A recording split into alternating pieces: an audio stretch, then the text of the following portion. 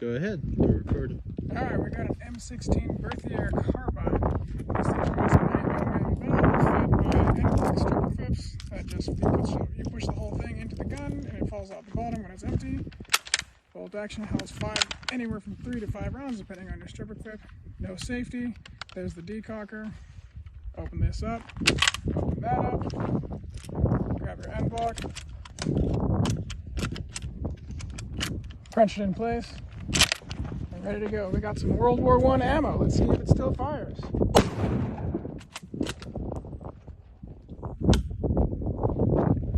Sometimes that happens.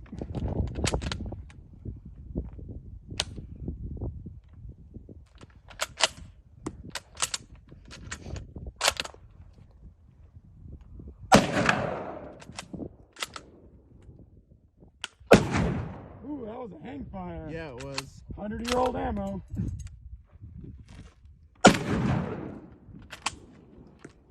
And that's that.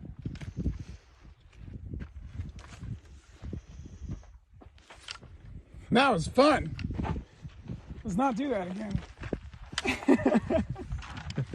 Matt. I got one that just said hell no. Catchphrase. Oh, bingo bongo.